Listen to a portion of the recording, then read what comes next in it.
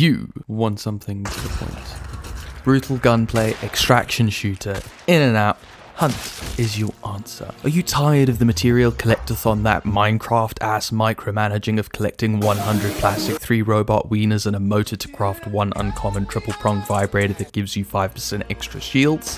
Hunt is your answer. How about a simpler in-game economy that maintains gear variety without losing rarity, but sidestepping the ridiculousness of the super-duper rare weapon and its Ultra Saiyan level attachments? Hunt is your answer. All the complexity in gameplay with none of the auxiliary drudgery. If Tarkov is the father of the extraction shooter genre, then Arc Raiders is the iPad kid, and Hunt Showdown is the cool uncle that gave you beers when you were a teenager. Hunt was, after all, in the genre back in 2018 already, and pardon the shock to your nervous system, but 2018 was like 8 years ago. While you were getting hyped over Travis Scott coming to Fortnite, Crytek was working on a better game then than any of the competition has now.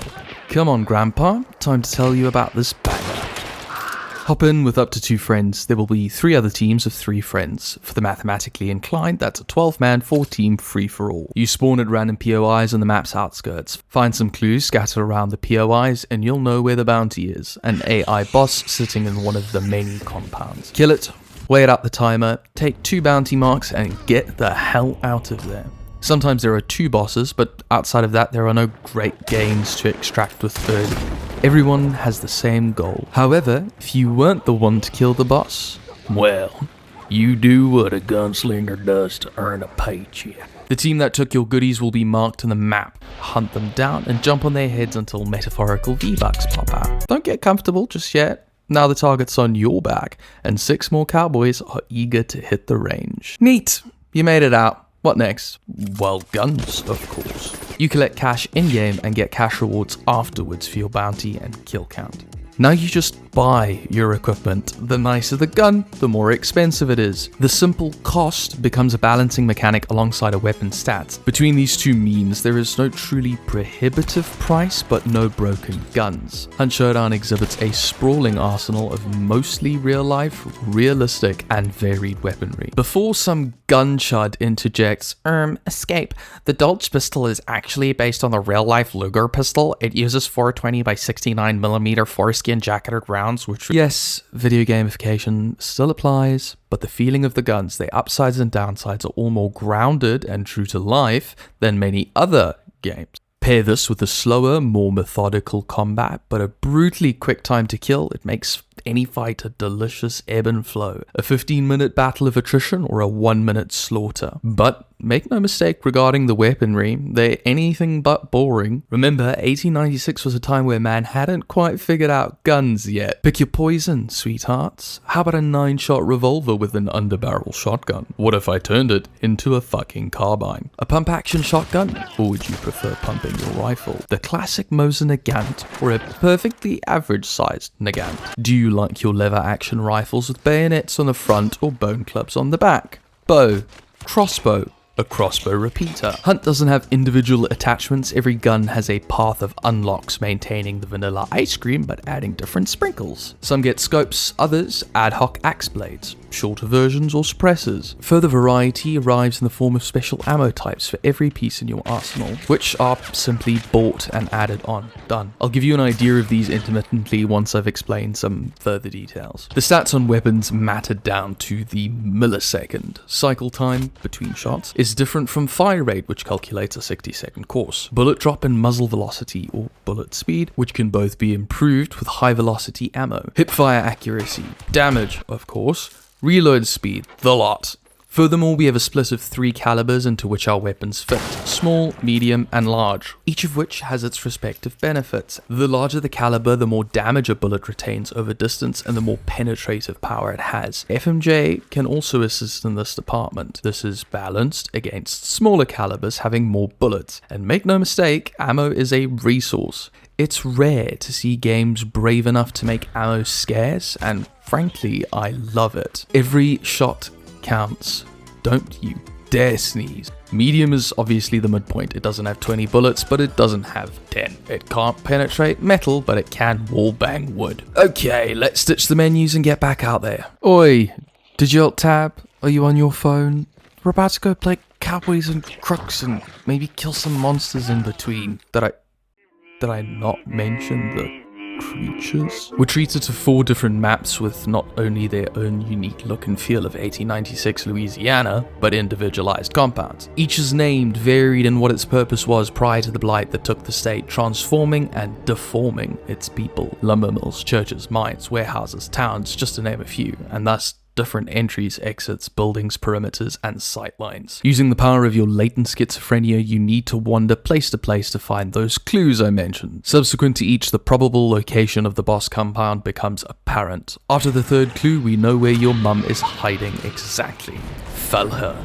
Now, you got 90 seconds to set up your traps. Hold your sightlines, perhaps crank one out. Don't judge me, antidepressants take their toll on a fella. Because your reward doesn't drop immediately, but your IP address does. You've been doxxed and have friends on the way. Typically, bosses drop 2 bounties. If you're a team of 3, only 2 men get them. This gives you 5 seconds of dark sight each. Your schizophrenia demons no longer lie dormant. Bugs inside your skin. They reach full form and you get wall hacks up to 150 meters. They're crawling around inside of there. If you win, you go home with money and some juicy upgrade points. If you lose, well, what exactly is the cost of saying goodbye? As for playing the game itself, say goodbye to your life, because this game has me in a chastity belt right now. In-game, when you die, you lose whatever gear you brought in. Some have said gear can rack up a good few bucks. Often the real pain is losing your hunter. When you get out, your hunter gains levels. These levels give points to spend on perks. Perks can limit your alert radius or make your steps quieter. You can go full cowboy with fanning and levering. You can save bullets you'd otherwise eject upon reloading.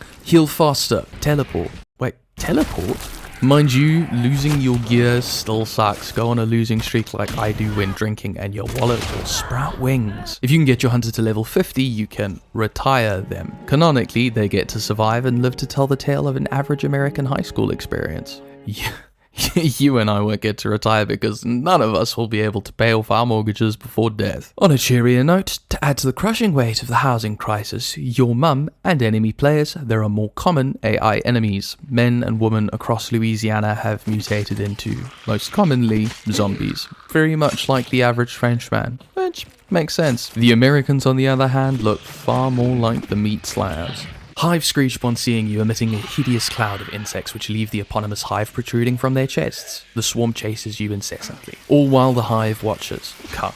The law for them is kind of brutal. When Indiana contracted COVID, a lot of women miraculously conceived. However, this wasn't biblical, rather, the hive gestates until rupturing from their chest, zombifying the woman upon death and thus creating an autonomous chemical weapon. The hive swarms poison you. Poison is also a special ammo type. The effect prevents you from healing for a short while in addition to somewhat impaired vision and hearing. The trade-off is the loss of penetration. I've no clue where emulators come from. The devs probably can't remember either or just straight up retcon the lore because they keep dicing it. They have to be beaten down with blunt damage, whether that's the butt of your rifle or knuckle dusters. Shoot him and boom, you're on fire and he's pissed. Believe it or not, but being on fire is kind of bad, which is exactly why humans invented incendiary ammo. There are also dogs, not to be mistaken with dogs. Should they bite you, you will, shocker, bleed, which is a more standard DOT. You have to stop the bleeding quickly as the damage per tick escalates. You too can be a good boy if you use dum-dum ammo which inflicts bleed. Again, at the cost of penetration. Don't. Now, before I abscond from review duties, allow me to discuss the health and unhealth system. You have max health bars, always starting with a big bar of 50 health. From there, you can split your health into big and baby bars. If you're down a chunk, you will regen up until the chunk that you've lost. Then, you have to heal it back. It's honestly such a smart way to make heals important. It forces you to decide in the midst of combat, can I wait and save heals or do I need the medkit right now? Actually, trial running death will result in your resurrection bar a bar. Good luck, your max health is lower. Now, some nasty guns can one-shot you to the torso. In effect, you have as many lives as you do bars, but your life is less valuable after every mistake. Must be nice for your life to have value in the first place. I skipped over incendiary ammo earlier. Those bullets will singe a bar, which is a temporary reduction of max health. From a short distance, they'll light a hunter, which needs to be stopped before you lose those bars permanently, the same way you lose them when you die. Fuck me, I just lost a bar. Going numb on your enemy health bars can give you an edge in the fight, but it doesn't guarantee a win. You can't blow that load yet. Put it back in your pants. You have to remain very calm and calculated to win fights. And turn off the Goth Mommy ASMR on your second monitor. It's called Hunt Showdown. Channel your inner Chris Hansen. You can hear steps, the enemy smacking a zombie, distant gunshots, the triggering of sound traps. Those can all give you the jump on your enemy or give them the jump on you. There are horses and cows. Dogs, not to be confused with dogs. Louisiana fried chickens, water chickens, air chickens. Fuck them. Glass cans and a partridge in a pear tree. So, surround sound headphones are a must, and the audio design is fantastic. Your ears have never been so utilized in the game, I promise you. There's also just the pure euphoria that is the headshot sound. Okay, let's speedrun the last bit so that your TikTok rotted attention span doesn't decay your way onto Twitter to argue with bots about whether Hitler was good or not while trying to avoid the mask masturbators taking children's clothes off. Can I do anything else in Hunt? Why? Yes, you can. Bounty Clash mode spawns 5 teams of 3 on one compound with the boss ready to banish for an immediate hit of action. Crytek's answer to Battle Royale, Soul Survivor, which is kind of like a scavenger hunt, and hide and seek, except it's neither a Battle Royale nor a scavenger hunt and the seekers are allowed thermal vision. 12 solos find 5 clues. The first to scan clue number 5 immediately gets the bounty. If he survives until the time runs out, he wins, you'll die. In this mode, the Seekers get the wall hacks, but their schizophrenia is on antagonist meds. You have to find weapons, tools, and consumables in amongst trying to find the clues. Speaking of which, tools are like prescription drugs, and consumables are like decidedly less prescription drugs. Tools are yours. When you run out of them, you can restock your supply at a pharmacy. Even if you extract without any of them, God deposits them back into your hunter's bank account. Feel free to dabble, but the average loadout consists of a melee weapon, unless you're inclined towards the tedium of slowly pistol whipping a zombie to death. A medkit. If you don't bring one, then you're stupid. A flare gun and a choke bomb. Why on earth the last two? Chokes are to indulge your S&M king from afar. No, they're to put out fires. They can double as improvised crowd control if you want to cosplay an ice agent that's LARPing as Ghost, because they will make you choke. When you die, your health can still get burnt away further by fire. If your friend is looking increasingly like a British soldier meeting hunts in the trenches for the first time, use the choke bomb. The flare gun allows you to swap teams mid-match and be hunts. Consumables are gone after they're tossed, placed, or injected intravenously. When they're gone, you leave with nothing. If you want more mid-match, pray to RN Jesus that you'll loot the good shit from a toolbox or corpse. You can't exactly scavenge a Molotov cocktail back together again after yeeting it. Yeeting, not eating. My autocorrect also made that mistake. That's like an addict incinerating his shag carpet to huff the fumes of his lost crack. If you think there's anything to reclaim in the first place, you're high. Thank you very much. Give me into actions or I will become your schizophrenia demon, headless tank top and all. That's a threat. Be a good mate and share me with your friends because drugs are less fun alone, and this channel isn't a crack house. It's a crack home.